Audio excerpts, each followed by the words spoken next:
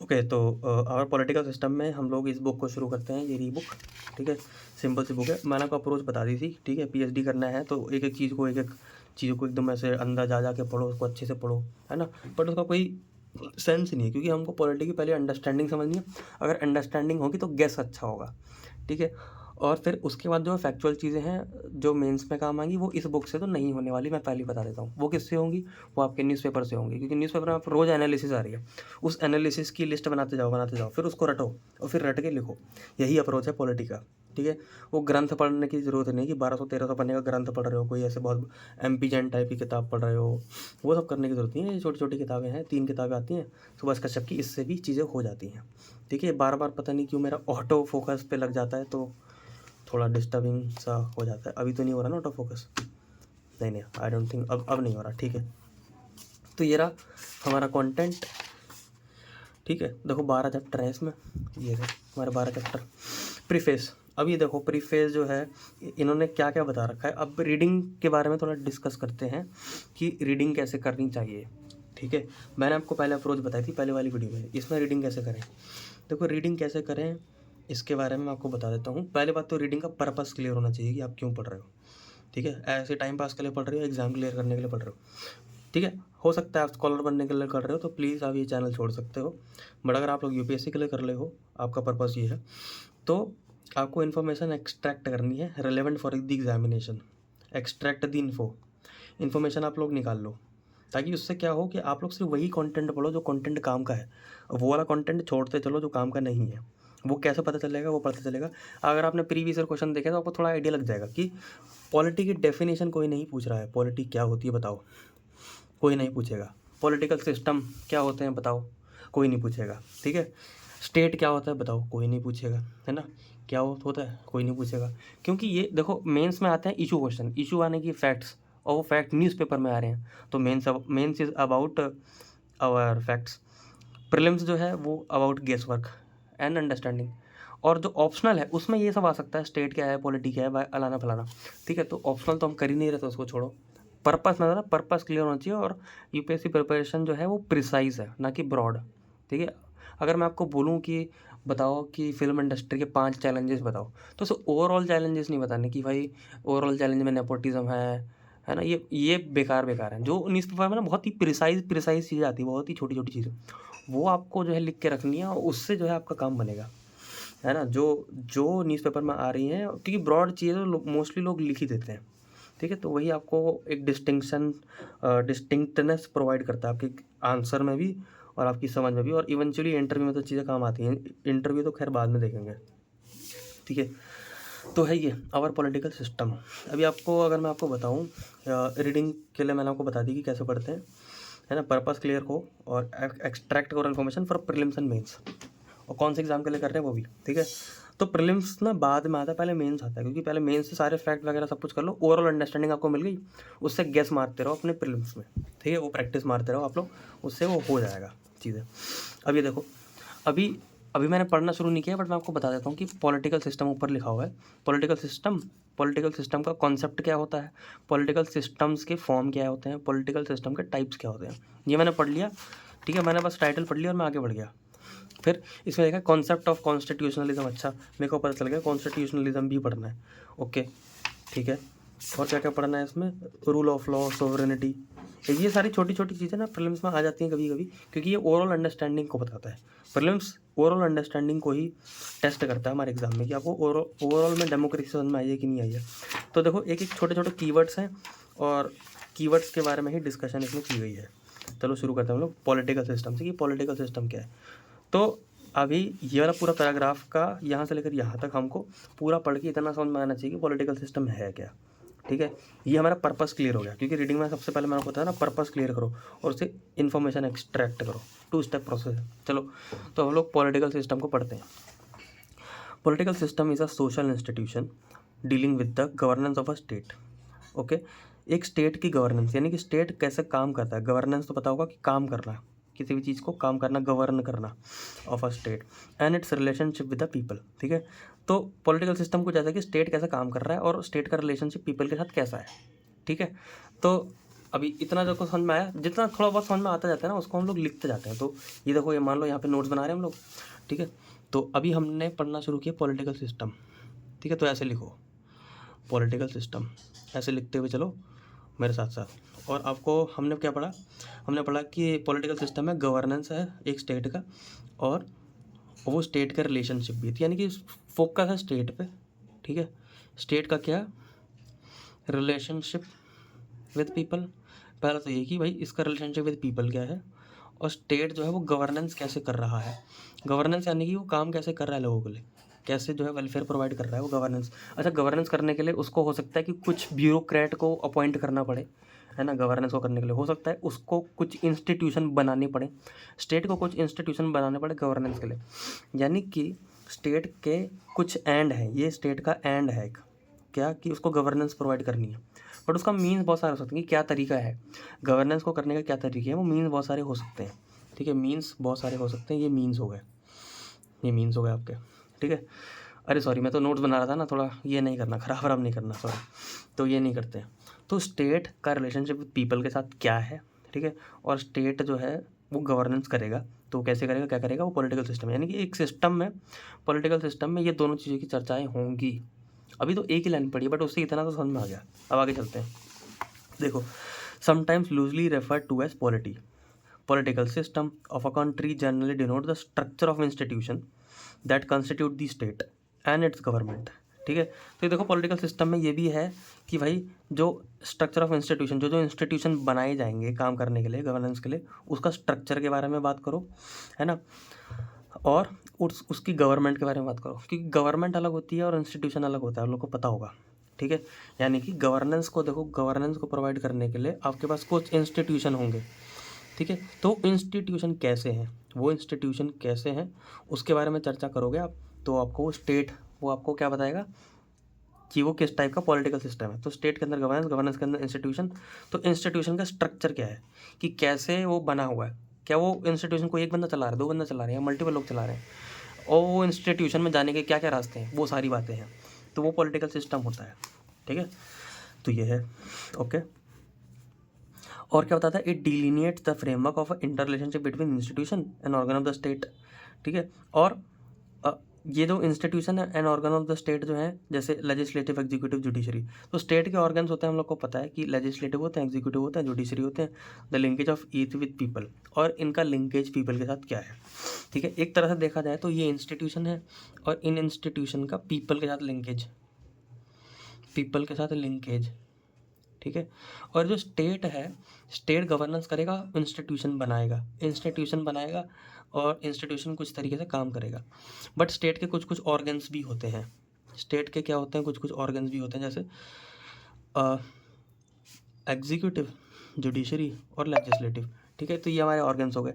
तो इनका रिलेशनशिप भी पीपल के साथ क्या है, ये भी हमारा पॉलिटिकल सिस्टम ही स्टडी करता है, ठीक है। देखो अभी कोई एक डेफिनेशन पे नहीं जा रहे हम लोग एग्जैक्टली क्या है, बट हम समझ रहे हैं कि भाई पॉलिटिकल सिस्टम में क्या क्या होता है, ठीक है। तो पॉलिटिकल सिस्टम में लोग भी आ गए, लोग का रिलेशनशिप इंस्टीट्यूशन के साथ आ गया, लोग का रिलेशनशिप ऑर्गन्स के साथ आ गया। ये लोग क्यों बनाए गए हैं, ताकि गवर्नेंस करें, ठीक है। और रिलेशनशिप ऑफ पीपल तो मैंने ऊपर लिख ही दिया था, ठीक है। तो घूम फिर के बात तो सेम ही रिपीट हो रही है, ठीक है। Political system gives shape and form of some fundamental principle around which politics and political institution have developed or are proposed to be organized to govern the country, ठीक है। तो क्या फंडामेंटल प्रिंसिपल्स हैं आपके, क्या फंडामेंटल प्रिंसिपल्स हैं आपके, जिसके अकॉर्डिंगली आपकी कंट्री चलेगी, वो है आपका पॉलिटिकल सिस्टम, ठीक है। तो जैसे ये पूरा स्ट्रक्चर होगा ना, ये पूरा स्ट्रक्चर जो मैंने बताया, जिस तरीके से ये पूरा स्ट्रक्चर होगा, उस तरीके से वही आपका क्या होगा, एक पॉलिटिकल सिस्टम होगा। हो सकता है कि किसी पॉलिटिकल सिस्टम में गवर्नेंस के कुछ इंस्टीट्यूशन कंट्रोल करने वाले एक लोग हों, और उनका रिलेशनशिप लोगों के साथ बहुत ही ज़्यादा क्रूल हो सकता है कि कुछ जगह गवर्नेंस के जो इंस्टीट्यूशन है उनको इंस्टीट्यूशन बनाने वाले बहुत सारे लोग हों, और उनका रिलेशनशिप लोगों के साथ अच्छा हो। बहुत सारे ऐसे परमुटेशन कॉम्बिनेशन बन सकते हैं। हो सकता है जो ऑर्गन्स हैं, ऑर्गन्स जो है लोगों के साथ उतना कोऑर्डिनेटेड मैनर में काम नहीं करती, तो एक पॉलिटिकल सिस्टम ये हो गया। एक तरह का पॉलिटिकल सिस्टम ये भी है कि जो ऑर्गन है, इनका जो लोगों के साथ रिलेशनशिप है वो अच्छा है, किसी का अच्छा नहीं है, तो वो पॉलिटिकल सिस्टम 1, पॉलिटिकल सिस्टम 2, अलग अलग टाइप के पॉलिटिकल सिस्टम हो गए अपने, ठीक है। अभी भी पॉलिटिकल सिस्टम जो है इसकी कोई डेफिनेशन अभी तक नहीं पहुंच पाए हैं, बट ओवरऑल अंडरस्टैंडिंग समझो कि प्रीलिम्स का गेम है ओवरऑल अंडरस्टैंडिंग पे, ठीक है। अभी ये हो सकता है पॉलिटिकल सिस्टम में हम क्या, पॉलिटिकल सिस्टम में अभी तक अंडरस्टैंडिंग में प्रीलिम्स का क्वेश्चन सुनो जो ये आ सकता है कि क्या पॉलिटिकल इंस्टीट्यूशन में जो है लोगों का इलेक्शन कैसे होता है, क्या वो पॉलिटिकल इंस्टीट्यूशन में लिखाया जाएगा कि लोगों का इलेक्शन कैसे होता है। आई थिंक यस, क्योंकि इंस्टीट्यूशन जो है वो कैसे बनाए गए हैं, वो लोगों के द्वारा ही बनाए गए, तो लोगों का जो रिलेशन है विथ इंस्टीट्यूशन वो कैसे है, वो कैसे बन रहा है इंस्टीट्यूशन, तो ये सारी बातें भी पॉलिटिकल सिस्टम में ही आती हैं, ठीक है। तो पॉलिटिकल इंस्टीट्यूशन, तो पॉलिटिकल सिस्टम जो है तो बहुत बड़ा वर्ड हो गया ना पूरा, क्योंकि इसके अंदर इलेक्शन वगैरह भी कवर होगा कि आपका इलेक्शन कैसे होगा, है ना, आपकी एग्जीक्यूटिव कैसे काम करेगी, जुडिशरी कैसे काम करेगी, लेजिस्लेटिव कैसे काम करेगी, इनको इलेक्ट कौन करेगा, सिलेक्ट कौन करेगा, अपॉइंट कौन करेगा, कैसे होगा, यूपीएससी एग्जाम कैसे कंडक्ट कराएगा, ये सारा पॉलिटिकल इंस्टीट्यूशन है। यूपीएससी होगा भी कि नहीं होगा, पॉलिटिकल इंस्टीट्यूशन, क्योंकि यूपीएससी से एग्जीक्यूटिव बनते हैं, राइट। तो ये पॉलिटिकल इंस्टीट्यूशन है, पॉलिटिकल सिस्टम है बेसिकली, ठीक है, पॉलिटिकल सिस्टम। तो ये एक तरह का सिस्टम है, ये पूरा जो है वो चीज़ है जो मैंने आपको बताया। अब आगे चलते हैं कि क्या है। तो फंडामेंटल प्रिंसिपल है जिससे कंट्री को चलाना है। तो political system also constitute the manner in which rulers are selected elected. देखो बिना पढ़े बताते हैं ना कि किस मैनर की वजह से हम सिलेक्ट करते हैं, इलेक्ट करते हैं, गवर्नमेंट कैसे बनती है, पॉलिटिकल डिसीजन कैसे लिए जाते हैं, सब कुछ। पॉलिटिकल इंटरेक्शन कैसे होता है सोसाइटी में, स्ट्रक्चर क्या है, प्रोसीजर क्या है डिसीजन मेकिंग का, सब रूटेड है कंट्री के पॉलिटिकल सिस्टम में, ठीक है। तो देखो इतना डिस्कशन किया, बाकी के इन्फ्रेंस निकाल दिए। तो यही है हमारी रीडिंग का मतलब पर्पस कि हम थोड़ा पढ़ें इसको, उसके बारे में डिस्कस करते रहें, थोड़ा बहुत लिखते रहें, यहाँ पे नोट वगैरह बनाते रहें हम लोग, ठीक है। तो पॉलिटिकल सिस्टम का ना चीज़ें जो है वो ब्रॉड है, थीम जो है उसकी ब्रॉड है, क्योंकि इसके अंदर स्टेट है, स्टेट का रिलेशन लोगों के साथ, और गवर्नेंस करनी है तो इंस्टीट्यूशन होंगे, कैसे आएंगे, ऑर्गन होगा, कैसे रिलेशनशिप होगा पीपल के साथ, वगैरह वगैरह। तो ये सारी की सारी चीज़ें हमारे पॉलिटिकल सिस्टम में आती है। There are different types of political system in the world, कौन कौन से होते हैं वो हम लोग आगे पढ़ेंगे, ठीक है। बट ये हमारे पॉलिटिकल सिस्टम के बारे में। अभी चलते हैं आगे। Used in a broader sense, political system also encompasses within its fold international और supranational organization। और देखो क्या लिखा हुआ है कि पॉलिटिकल सिस्टम में ना इंटरनेशनल ऑर्गेनाइजेशन और सुप्रानेशनल ऑर्गेनाइजेशन, सुप्रा मतलब नेशनल के ऊपर जो है, की ऑर्गेनाइजेशन भी है, जैसे यूनाइटेड नेशन, यूरोपियन यूनियन। तो जैसे ये तो कंट्री के बारे में हो गया, बट इसके बाहर जो है यूनाइटेड नेशंस होगा, यूरोपियन यूनियन होगा, ठीक है। तो इनका भी बेसिकली इस पर कुछ इन्फ्लुएंस होगा, तो कितना इन्फ्लुएंस होगा, कैसे होगा, इनके बीच में ऐसा रिलेशनशिप क्या होगा, कैसे होगा, वो भी पॉलिटिकल सिस्टम की ही बात की जाती है तब उसके अंदर, ठीक है।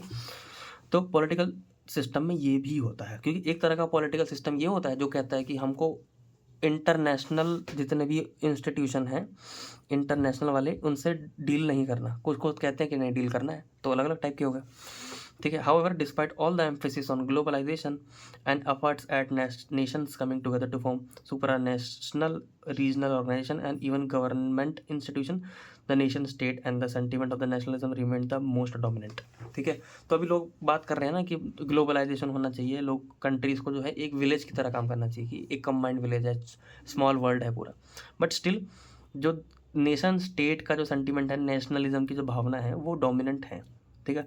द रिजल्ट ऑफ द 2005 रेफरेंडा और European constitution underlined the deep rooted susceptibility on the matters of eroding national sovereignty in any वे। ये देखो इसमें ये बोला गया कि भाई कि जो एक रेफरेंडा हुआ था ओवर यूरोपियन कॉन्स्टिट्यूशन, ठीक है। पहली बात तो क्वेश्चन ये है कि यूरोप का कॉन्स्टिट्यूशन हो भी सकता है, क्योंकि कंट्री का कॉन्स्टिट्यूशन होता है ना। अगर आप लोग खुद सोचो, क्वेश्चन मार्क लगाने वाली बात यह है कि यूरोप का कॉन्स्टिट्यूशन है तो एशिया का कॉन्स्टिट्यूशन भी होना चाहिए, ठीक है। तो आई थिंक ये यूरोपियन कॉन्स्टिट्यूशन का मतलब है ग्लोबलाइजेशन, है ना, कि एक ग्लोबल वर्ल्ड के बनाने की बात कर रहे हैं। बट इसके ऊपर वाला लाइन में ये लिखा हुआ था कि नई कंट्रीज तो चाहती हैं कि उनका नेशनलिज्म की सेंटिमेंट भी रहें जिंदा। तो आई थिंक क्या है 2005 में कुछ तो रेफरेंडा हुआ था कि यूरोपियन का कॉन्स्टिट्यूशन बनाए कि ना बनाए। अभी देखो मेरे को नहीं पता, मैंने नहीं पढ़ा, बट मैं एक क्या है अंडरस्टैंडिंग डेवलप कर रहा हूँ कि हाँ भाई 2015 में अगर यूरोपियन कॉन्स्टिट्यूशन की बात है, यानी कि कुछ ग्लोबलाइजेशन की बात है, तो कुछ कोशिश करी गई होगी बनाने के लिए। तो the European constitution underlined the deep rooted susceptibilities in the manner of eroding national sovereignty in any way, ठीक है। तो भाई वो इस बारे में बात करते हैं कि नेशनल सोवरेनिटी जो है इरोड कर रही है, यानी कि नेशन की जो भावनाएं हैं वो इरोड कर रही हैं, इसीलिए क्या बना लो आप लोग, बना लो यूरोपियन कॉन्स्टिट्यूशन बना लो, ठीक है, इन्होंने ऐसे कुछ बातें करने की कोशिश करी। ठीक है, तो अभी क्या है, अभी भी इतनी डीप अंडरस्टैंडिंग नहीं है ये, तो यहाँ पे लिख लेते हैं कि भाई ये हमको पढ़ना है, देखना है। 2004-5 का यूरोपियन कॉन्स्टिट्यूशन रेफरेंडा, कॉन्स्टिट्यूशन रेफरेंडा, ये हमको देखना है। ठीक है, ये हमारे नोट्स ही हैं वैसे, है ना, ये कोई ऐसा नहीं कि कुचड़ मुचड़ हम करे जा रहे हैं, बस ये हमारे नोट्स ही हैं। तो इतना, अभी आगे चलते हैं। The national political system remains the most important. Nation का तो इम्पोर्टेंट होता ही है। So these may generally include non-state institutions like political parties and also political behavior and process to interaction with other institution and citizenship। तो political parties का भी inclusion इसमें है।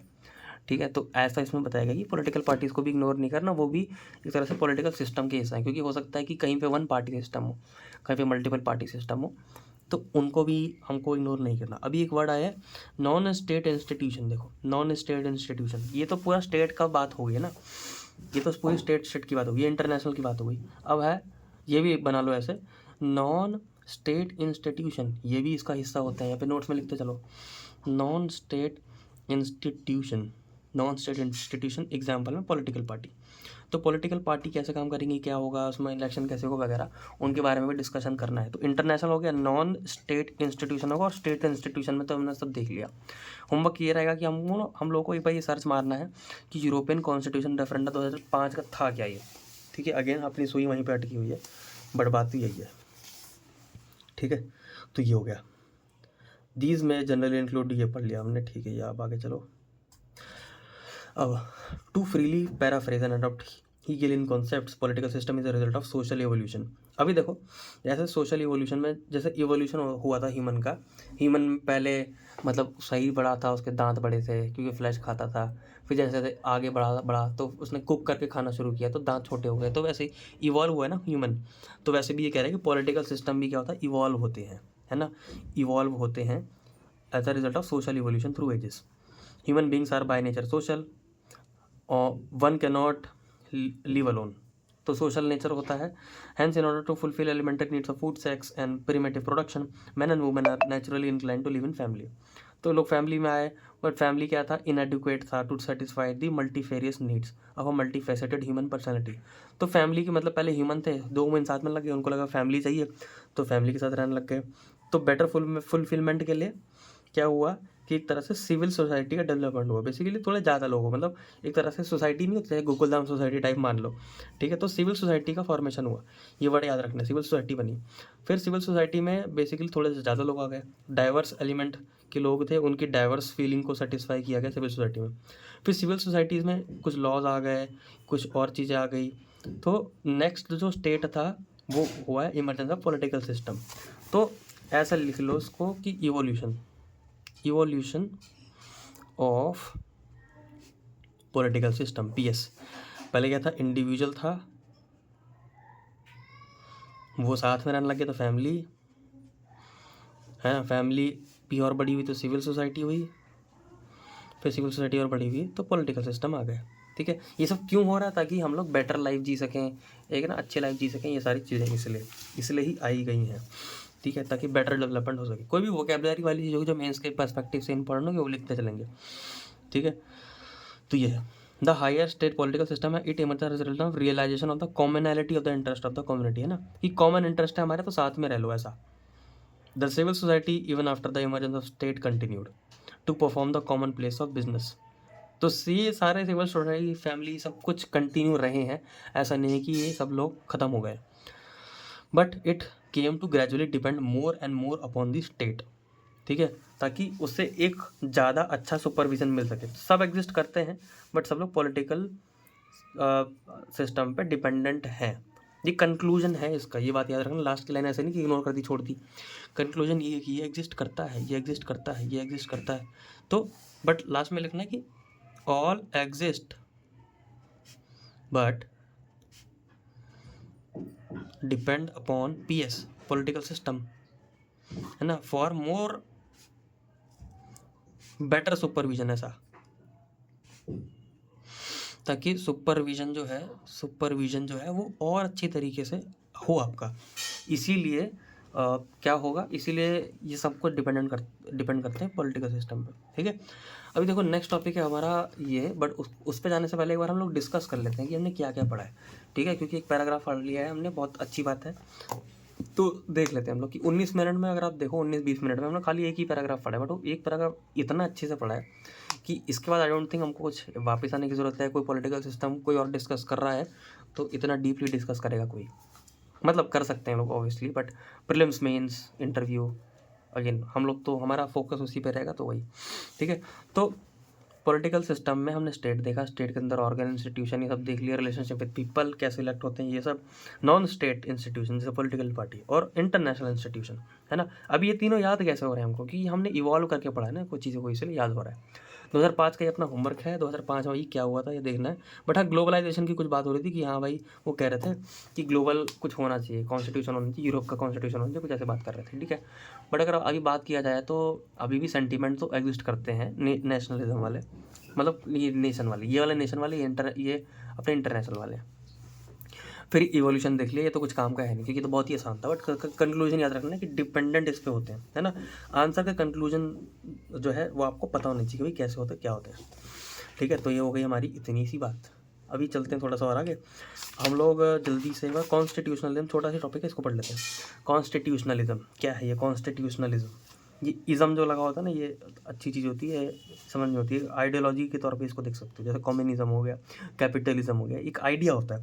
वैसे कॉन्स्टिट्यूशनलिज्म भी एक आइडिया है। आईएज़म का मतलब ये आइडिया होता है, ism is equal to idea, this is an idea जो बदल दे आपकी दुनिया, ठीक है।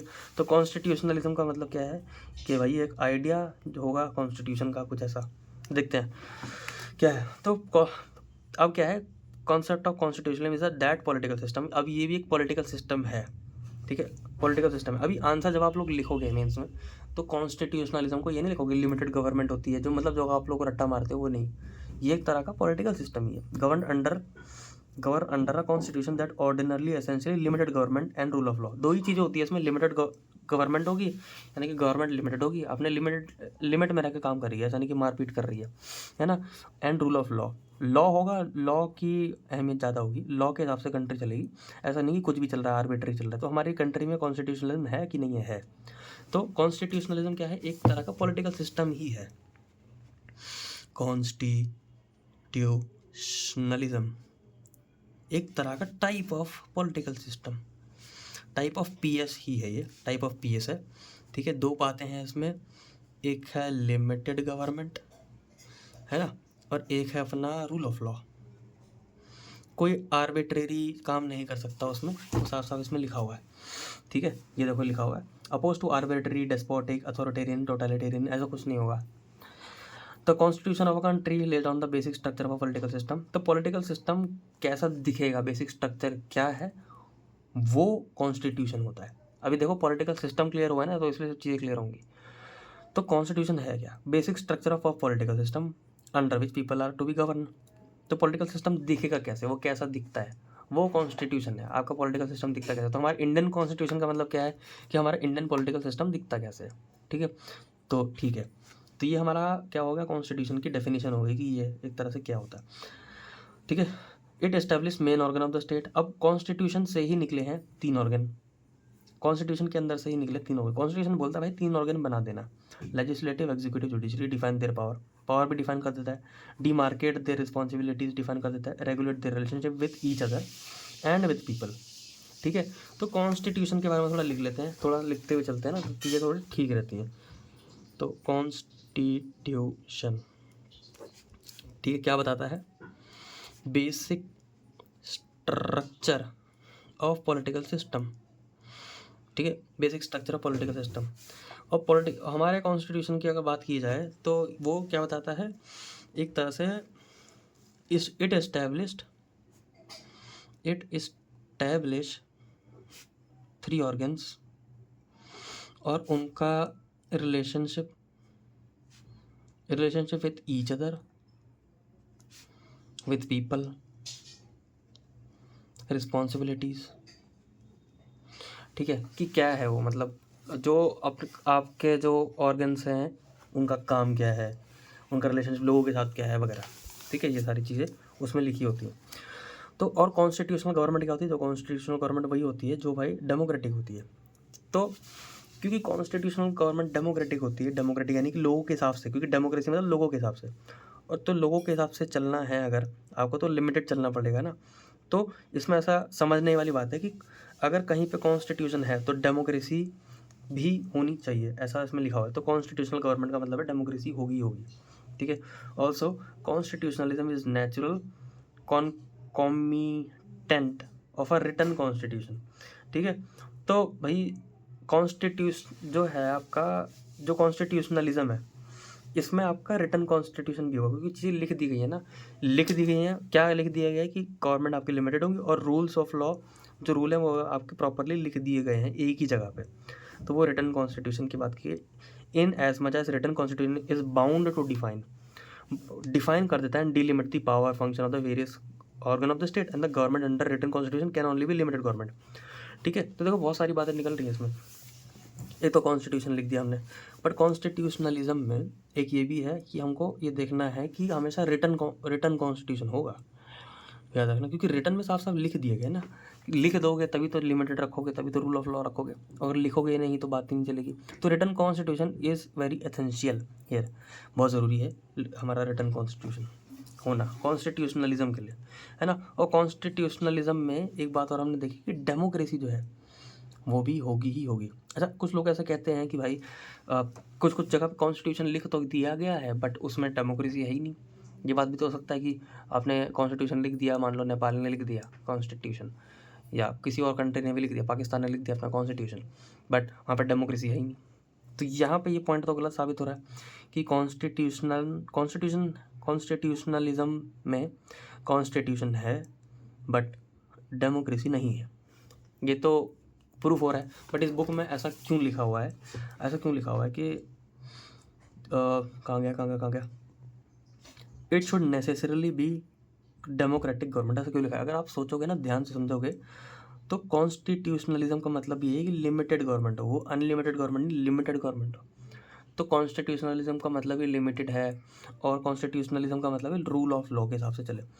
बट अगर वहाँ पे लिख दिया गया है कि भाई सब कुछ लिमिटेड चलना चाहिए, सब कुछ ऐसा लिख दिया गया है, बट उसके हिसाब से नहीं चल रही, तो इसका वायलेशन हुआ ना रूल ऑफ लॉ का, ठीक है।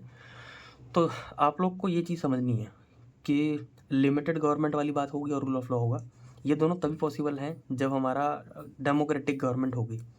ये है तो फिर ये दोनों पॉसिबल ही नहीं है। खैर, इसके बारे में और डिस्कस करेंगे, बट अभी आगे चलते हैं। डेमोक्रेसी तो लिमिटेड गवर्नमेंट है, रिटर्न भी होना चाहिए, हम देख लें, रिटर्न नहीं होगा तो दिक्कत हो जाएगी, है ना। But it is certainly conceivable that some countries there have been many examples many have written constitution which are not really democratic. जैसे हमने बात किया था ना अभी कि बहुत सारे ऐसे एग्जांपल भी हैं, डेमोक्रेसी नहीं है बट रिटन कॉन्स्टिट्यूशन है। It can be said that they have constitution but not constitutionalism. ऐसा कह सकते हैं कि कॉन्स्टिट्यूशन है बट कॉन्स्टिट्यूशनलिज्म नहीं है। तो मैं आपको क्या यही तो बता रहा हूँ कि कॉन्स्टिट्यूशन होना कि भाई पॉलिटिकल सिस्टम खाली लिख देना ही तो होता है, बट कॉन्स्टिट्यूशनलिज्म का मतलब यही है कि लिमिटेड गवर्नमेंट है, इसका मतलब ही लिमिटेड गवर्नमेंट है, और ये आएगा तभी जब डेमोक्रेटिक होगा। तो बहुत सारी पॉसिबल है ये, it is possible that constitution हो बट कॉन्स्टिट्यूशनलिज्म ना हो, ठीक है। देखो ये पॉइंट हमारे यहाँ पे क्लियर हो गया, ठीक है, ये लिख लो ज़रा, ठीक है। It is possible that we have constitution but not constitutionalism, short में लिख रहा हूँ, ठीक है। कॉन्स्टिट्यूशनलिज्म नहीं है बट कॉन्स्टिट्यूशन है, पॉसिबल है। Also there are instances where there is no written constitution. उल्टा भी हो सकता है कि रिटन नहीं है बट डेमोक्रेसी कॉन्स्टिट्यूशनलिज्म सब कुछ है ना, जैसे यूके इज़राइल है, ये दोनों ऐसे एग्जाम्पल हैं। तो अभी देखो ये बात याद रखना कि यूके इज़राइल, ये देखो दो एग्जाम्पल हैं, क्योंकि यार ये न्यूज़ में बहुत चलते हैं। यूके इज़राइल जो है, इनके पास क्या है, नो रिटन कॉन्स्टिट्यूशन। ऐसे यूके सबको याद होता है, इज़राइल नहीं याद होता, तो ये लिख लो। तो no written constitution but constitutionalism, short में लिख दूँ, ठीक है। तो ये भी पॉसिबल, ये भी पॉसिबल है। इसका एग्जाम्पल तो इन्होंने दे रखा है, बट इसका एग्जाम्पल आप लोग को खुद ही बता सकते हो ना, पाकिस्तान टाइप की कंट्रीज है, उनका एग्जाम्पल आप लोग लिख सकते हो। कॉन्स्टिट्यूशन है बट कॉन्स्टिट्यूशनलिज्म नहीं है, यहाँ पे क्या है, कॉन्स्टिट्यूशन ही नहीं है बट कॉन्स्टिट्यूशनलिज्म है।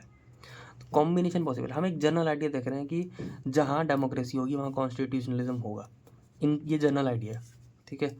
बट हाँ एक्सेप्शंस आर ऑलवेज देयर, उसका उल्टा भी पॉसिबल है, ठीक है।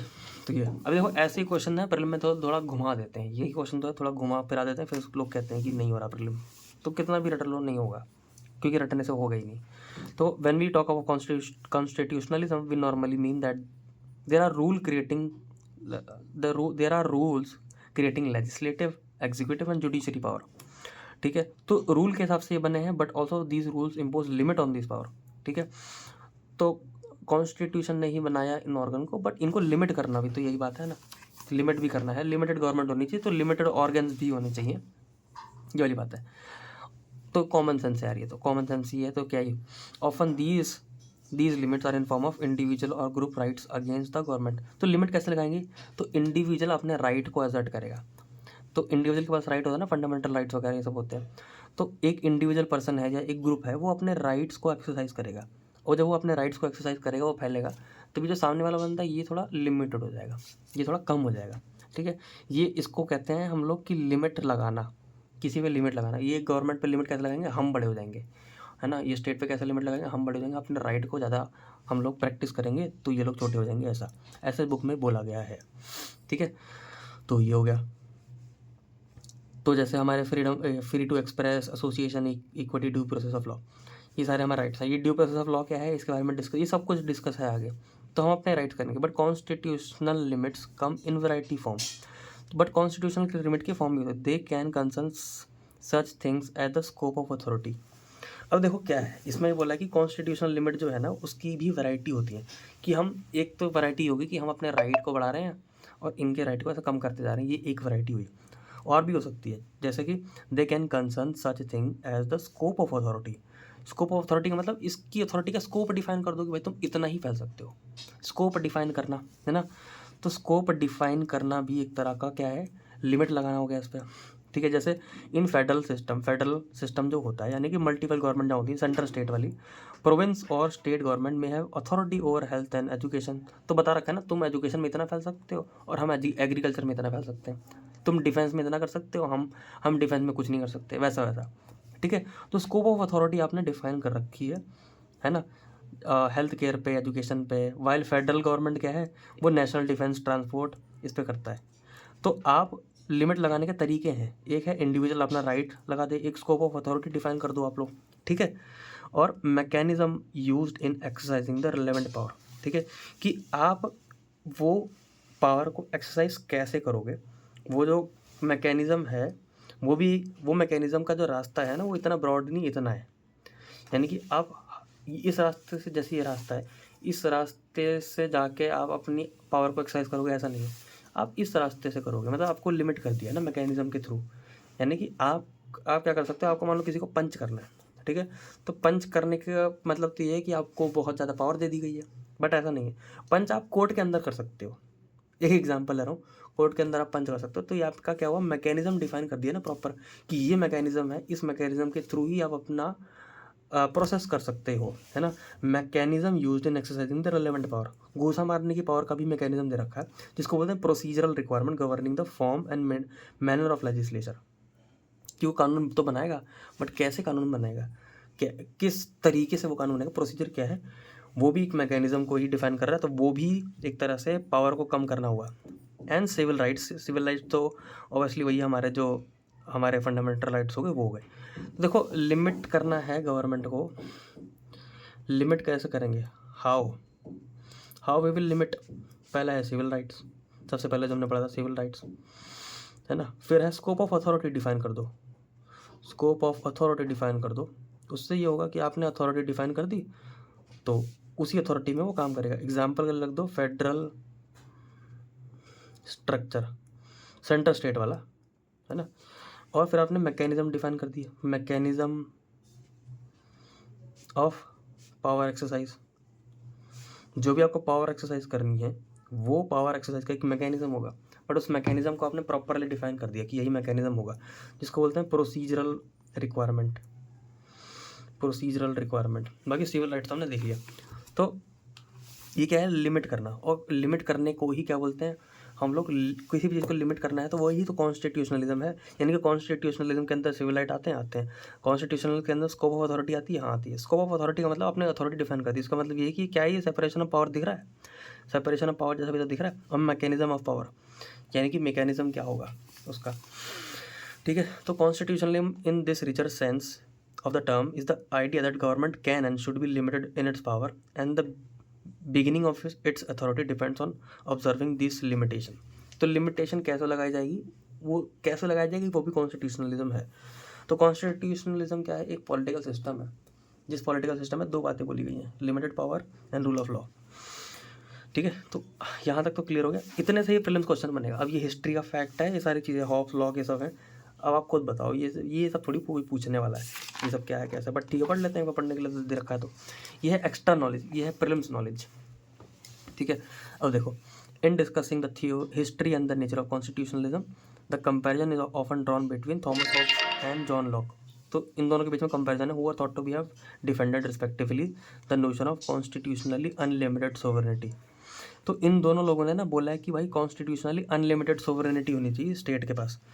कॉन्स्टिट्यूशनली मतलब लिख देना चाहिए कि अनलिमिटेड सोवरेनिटी हो, मतलब लिमिटेशन ना हो कोई इस पर, ठीक है। तो इन दोनों लोगों ने बोला, दो भाइयों ने बोला, Thomas Hobbes and John lock ने बोला, versus that of sovereignty limit in the terms of social contract containing the substantive limitation.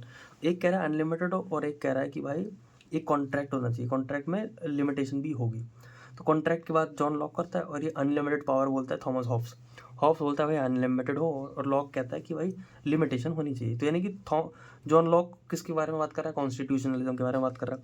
But an equally good focal point is the English theorist John Austin who like Hobbes thought the very notion of limited sovereignty is incoherent. जैसे Hobbes ने बोला था ना limited चीज़ें बेकार है, unlimited होनी चाहिए, तो वैसे ही एक बंदा है जॉन ऑस्टिन, ये भी यही कहता है कि भाई बेकार है, ये लिमिटेड चीज़ें बेकार हैं। और ऑस्टिन और law is the command of sovereign person, और सोवरेनिटी होनी चाहिए, है ना। That sovereign could be limited by laws requiring a sovereign who is self binding whose command himself और हर सेल्फ, ठीक है। वही सेम बात है, बस उसको लैंग्वेज में लिखा हुआ है। But no one can command himself herself except in some figurative sense, so the notion of limited sovereignty for Austin and Hobbes is incoherent. इन दोनों के हिसाब से बेकार है बेसिकली, है ना, लिमिटेड चीज़ें बेकार है। Though this feature of Austin theory has some surface plausibility when applied to British parliamentary system and parliament is often said to be supreme and constitutionally unlimited। तो इनकी थ्योरी कहाँ अप्लाई कर दी गई, ब्रिटेन में। जैसे ब्रिटेन में क्या है, अपनी पार्लियामेंट जो है वो अनलिमिटेड एक तरह से, है ना। कोई भी एक ऑर्गन क्या है, अनलिमिटेड, उसके पास पावर बहुत सारी है, तो उसकी एप्लीकेशन यहाँ पर दिखती है। It face obvious difficulty, but इस आइडिया में डिफिकल्टीज भी होती हैं क्योंकि और दूसरी डेमोक्रेसीज भी है ना। Most other democracies such as one find in the United States and Germany, जिसमें भाई साफ साफ बोल रखा है कि ऐसा ऐसा होना चाहिए, ऐसा ऐसा नहीं होना चाहिए, ठीक है। तो भाई थॉट लिख लो, ऐसे ही लिखना है तो लिख लो। दो थॉट हैं, एक थॉमस हॉब्स का है, ये क्या सोचता था, और ये जॉन लॉक का है। तो ये बोलता है अनलिमिटेड सोवरेनिटी के बारे में बोलता है, और ये बोलता है सोशल कॉन्ट्रैक्ट, एक कॉन्ट्रैक्ट होना चाहिए जिसमें लिमिटेड होनी चाहिए चीज़ें मतलब गवर्नमेंट लिमिटेड होनी चाहिए, ठीक है। तो ये बोलता है। अब यहाँ से पढ़ते हैं, another important feature of constitutionalism is that the limit upon the power of organ must be such that are amendable only by law. और जो पावर्स हम लगा रहे हैं वो अमेंड करी जा सकती हैं बाय लॉ और the way of constitutional convention, यानी कि जो लिमिट लगाई जा रही है वो चेंज वेंज भी कर सकते हैं by some constitutional means. In other words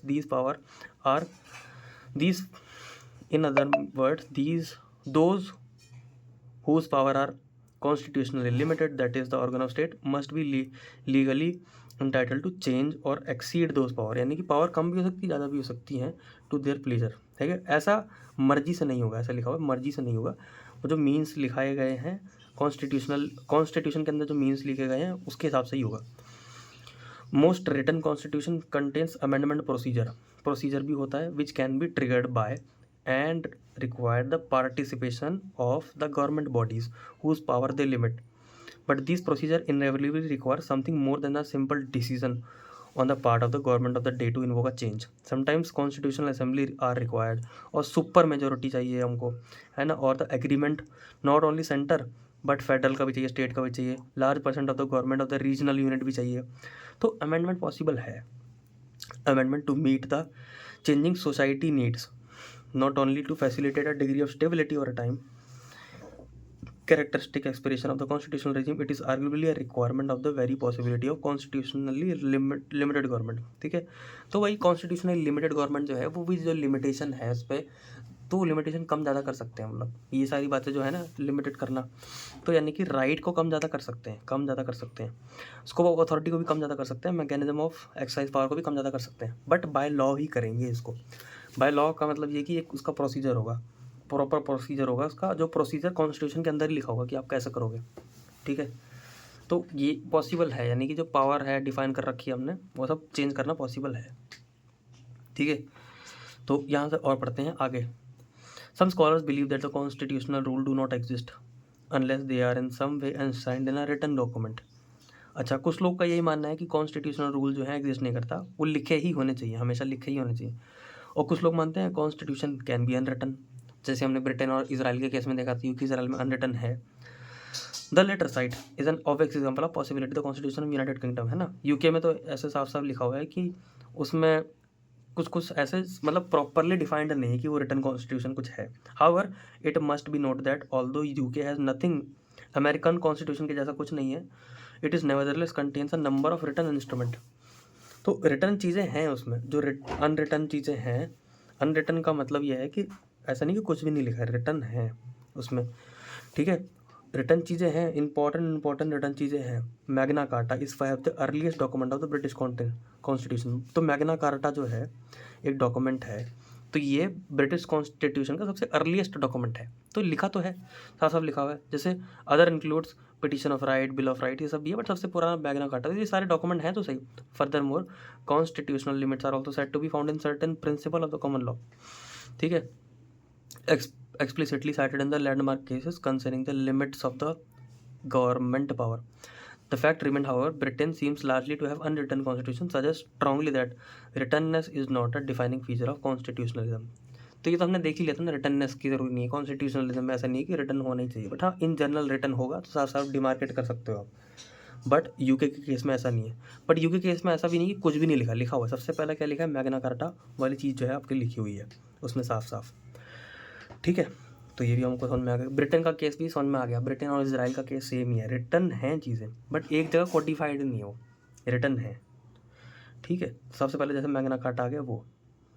और कॉन्स्टिट्यूशनलिज्म का मतलब ये नहीं है कि उसमें कॉन्स्टिट्यूशन हो ही नहीं, तो नहीं भी है तो भी हो सकता है और है तो भी हो सकता है. ठीक है, तो दोनों पॉसिबिलिटी. हमने तो जनरल आइडिया देख लिया कि लिमिटेड गवर्नमेंट होनी चाहिए और डेमोक्रेसी, ये भी जनरल आइडिया ही है, और rule of law. The idea of constitutionalism is usually that of putting legal limits on power and authority of the state of organs. ठीक है, but there is more to a constitution than constitutional law. ठीक है, constitutional law कुछ और अलग होता है, ज़्यादा होता है ना. constitutional law एक बड़ा वर्ड है, ऐसा बोल रहा है. It includes constitutional conventions. constitutional convention होंगे, प्रैक्टिस होंगी, प्रेसिडेंट्स हो गए. ठीक है, बहुत सारी चीज़ें होंगी इसमें. कॉन्स्टिट्यूशन इतना है तो कॉन्स्टिट्यूशन लॉ इतना होगा, बहुत सारी अलग अलग चीज़ें भी आ जाएंगी उसके अंदर.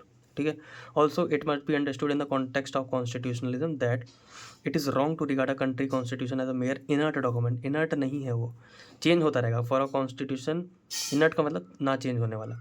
For a constitution is not only what is written on the text of the government of the constitution. Constitution is a living organism of the functioning institution, क्योंकि वो चेंज होता रहता है. अमेंडमेंट में हमने देख लिया वो, है ना. It keeps constantly growing, involving. Every constitution gets its meaning content from the manner in which the people by whom it is operated, the effect it's acquired from how it is interpreted by the courts and the land of the court of the land, and what convention and practice grow around in the actual practice of working. ये देखो last वाला line बहुत important है, ये पूरी line. तो भाई constitution का मतलब ये नहीं कि सब लिख दिए. कॉन्स्टिट्यूशन के इंटरप्रिटेशन भी अलग अलग हो सकते हैं कि आपने कैसे इंटरप्रेट किया, लोग उसको कैसे इंटरप्रेट करते हैं, है ना. और कोर्ट कैसे इंटरप्रेट कर रहा है, उसको प्रैक्टिस कैसे किया जा रहा है, उसमें कन्वेंशन कैसी है. तो ये सारी चीज़ें भी हमारे कॉन्स्टिट्यूशन में ही आती हैं.